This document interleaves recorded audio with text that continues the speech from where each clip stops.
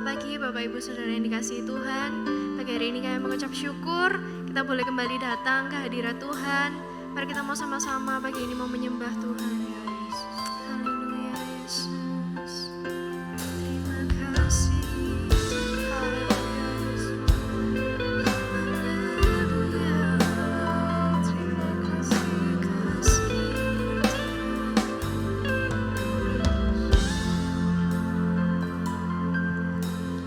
Hanya Kau tempatku berlindung, hanya Engkau laguku dan kekuatanku. Izinkanlah ku datang menyembah, membawa syukurku. Hanya Kau Tuhan, hanya Kau tempatku berlindung, hanya Engkau laguku dan kekuatanku. Izinkanlah ku datang menyembah, membawa syukurku.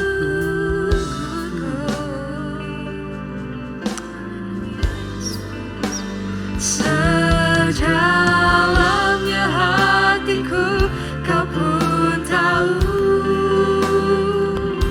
dan kasih-Mu tak jauh dalam jiwaku.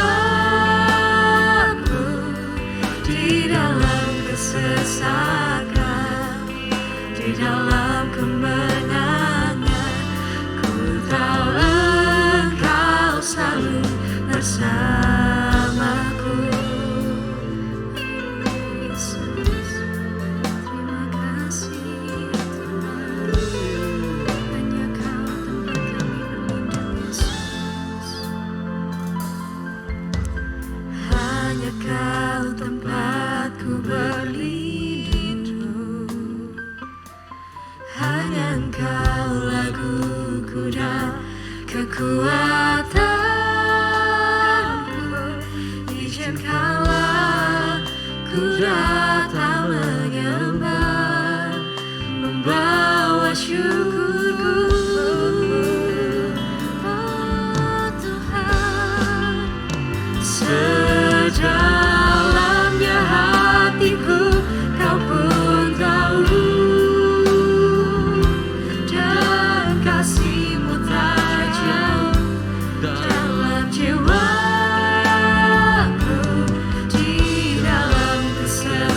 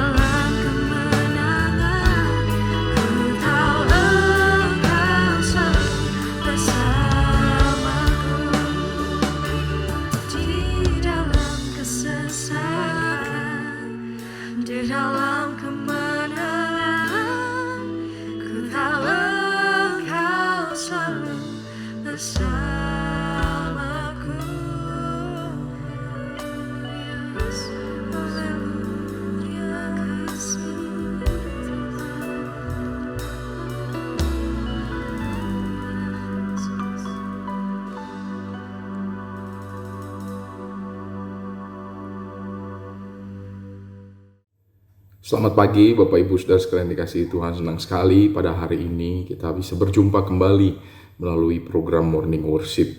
Nah Bapak Ibu, pada pagi hari ini saya akan membawakan sedikit renungan firman Tuhan yang saya ambil di dalam Amsal pasal 16 yang ayatnya yang ke-9. Amsal pasal 16 ayat yang ke-9 berkata, hati manusia memikir-mikirkan jalannya, tetapi Tuhanlah yang menentukan arah langkahnya. Ya, di sini dikatakan bahwa hati manusia memikir-mikirkan jalannya, ya, tetapi Tuhanlah yang menentukan arah langkahnya. Nah, kalau kita mau perhatikan bahwa manusia memang mempunyai kecenderungan untuk selalu memikirkan kebutuhannya, memikirkan jalan-jalan kehidupannya, dan bahkan dia mau menentukan. Ini bukan berarti manusia tidak boleh ya Bapak Ibu untuk memikirkan. Saya rasa manusia juga harus berusaha, bekerja, mengusahakan ya untuk sesuatu yang baik untuk kehidupannya, apalagi untuk kebutuhan hidupnya. Tapi di sini dikatakan bahwa Tuhanlah yang akan menentukan arah langkahnya. Saya mau titik beratkan bahwa Tuhanlah yang menentukan arah langkahnya. Maksudnya adalah bagaimana Tuhan itu ya mau memberikan kehendaknya untuk manusia. Ya. Saya percaya apa yang Tuhan kehendaki ya itu sangat baik untuk kita. Ya. Oleh karena itu mari kita perhatikan. Nah, hati manusia dikatakan bahwa memikirkan jalannya untuk dirinya. Bahkan ya lebih cenderung pasti untuk kebutuhannya, apa yang diinginkannya. Nah, di hari-hari ini kita selalu mendengar banyak hal yang selalu berkaitan dengan pemenuhan diri, gitu ya. Nah, apa yang jadi pertanyaan adalah apakah benar hidup kita hanya untuk diri sendiri, ya? Jadi kan tadi manusia itu hanya memikirkan jalan-jalannya sendiri.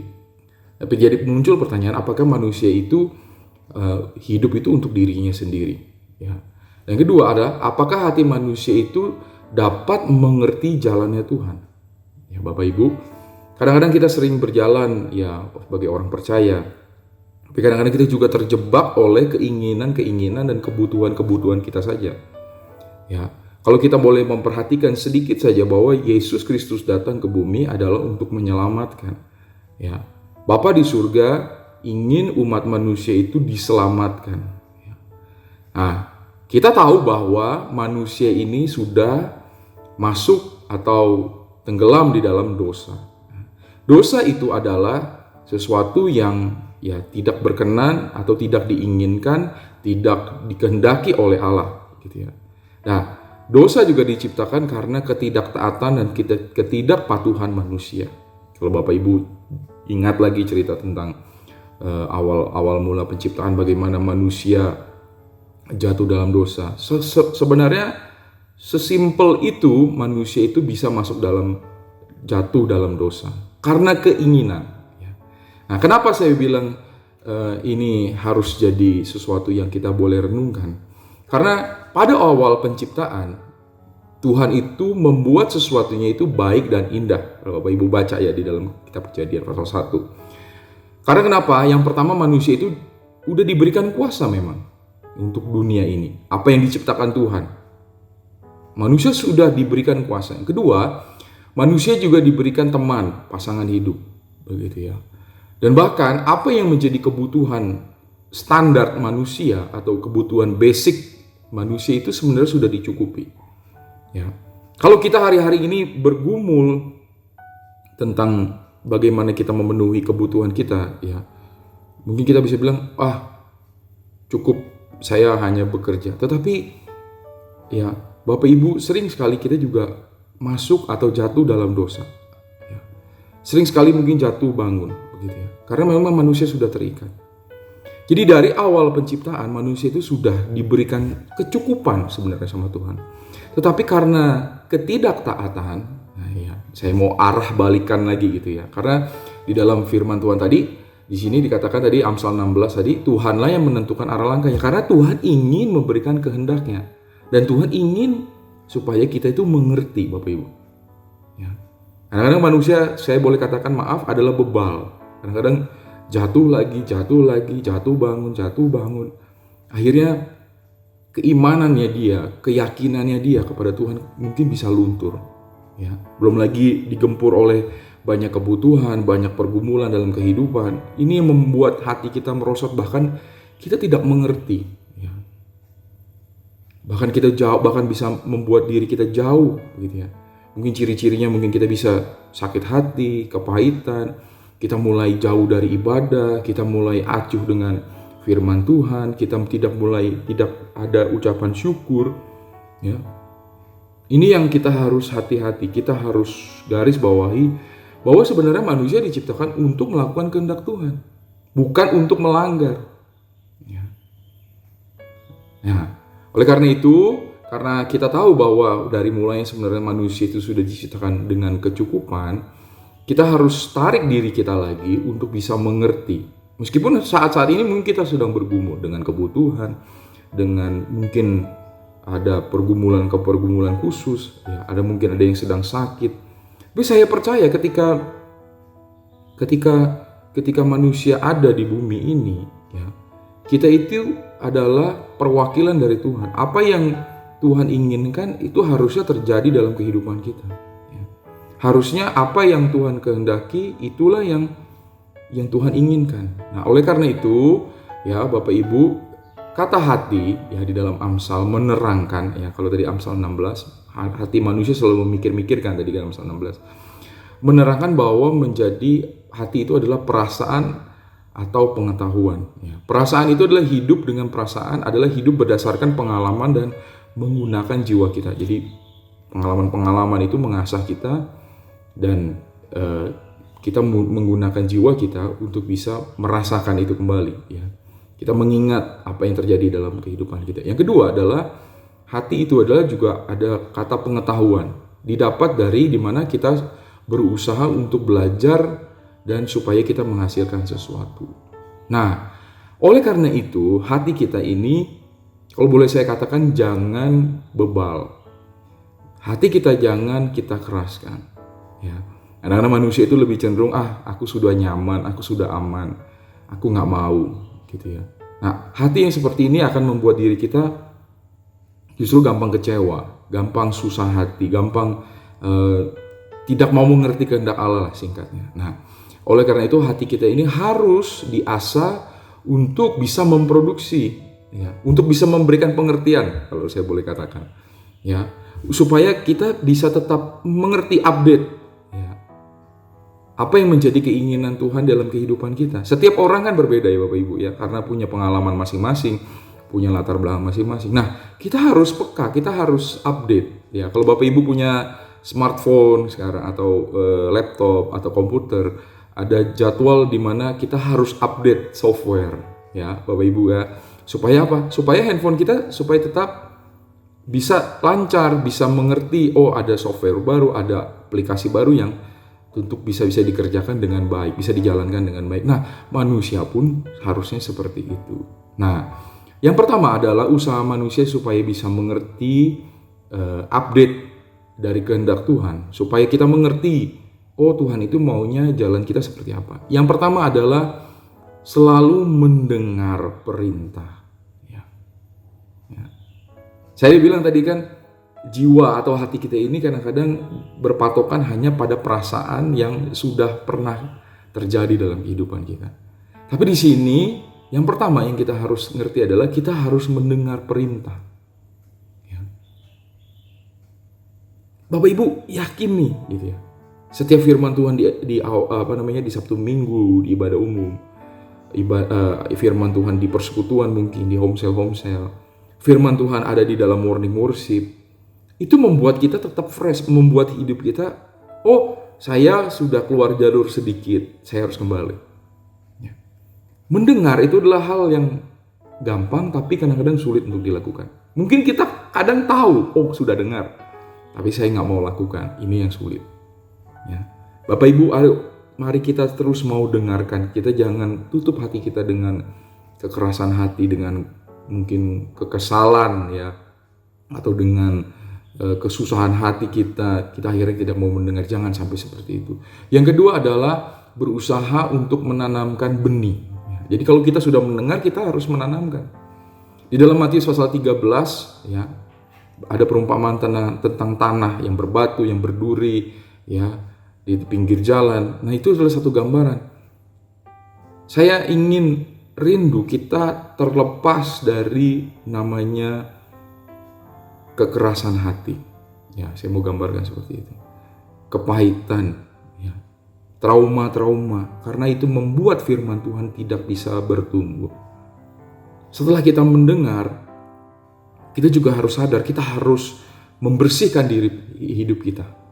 Supaya firman Tuhan itu efektif, tertanam. Ya. Jadi jangan sampai firman Tuhan yang kita dengar setiap hari melalui morning worship, melalui home cell, melalui ibadah Sabtu Minggu itu sia-sia. Bapak Ibu, ayo semangat untuk bisa membersihkan. Jauhkan diri kita dari konflik, dari kebencian, keiri hatian, ya. Jauhkan kita dari kepahitan, karena itu akan merusak hati kita. Ya. Kita tidak subur, kita tidak bisa menanamkan benih Tuhan. Kita tidak bisa mengerti akan kehendak Tuhan. Dan yang ketiga, setelah dia sudah tertanam, ya, dia harus berbuah, begitu ya. Karena dalam Yohanes gitu ya, Bapakku adalah pengusaha kebun anggur. Dia akan membersihkan. Jadi kalau kita sudah bersih, sudah bisa tertanam dan bertumbuh, kita akan bisa berbuah. Dan ketika kita berbuah, kita tinggal dalam naungan, ya memang dari awal sudah tinggal dalam naungan dari Bapa, tetapi kita akan terus dibersihkan. Karena kita menjadi satu tanaman yang bisa berbuah, dan Tuhan selalu rindu kalau kita itu mau berbuah. Dan dia akan selalu menjaga kehidupan kita semua. Ya, Bapak Ibu perhatikan, hati-hati dengan hati Anda. Ya, mungkin hati kita memikirkan kehidupan kita, tetapi Tuhanlah yang menentukan arah kehidupan. Selamat pagi Bapak Ibu, selamat pagi untuk jemaat GPD Zion Altar dan orang-orang percaya. Tuhan berkati. Mari kita berdoa. Bapa di surga, kami ucap syukur untuk kebaikan kemurahan-Mu, Engkau yang sudah menolong kami sampai saat ini. Tuhan, kami boleh bersyukur atas pertolongan-Mu, pemeliharaan-Mu. Tolong kami Tuhan, berikan hati kami yang selalu segar, hati kami yang selalu bisa ditanami oleh firman, hati kami yang mau mendengar, bahkan hati kami yang bisa bertumbuh dan berbuah, Tuhan. Dan juga buah ini bisa dinikmati banyak orang dan memuliakan nama-Mu Tuhan. Terima kasih Tuhan Yesus untuk pagi hari ini. Di dalam nama Tuhan Yesus kami telah berdoa dan mengucap syukur. Haleluya. Amin.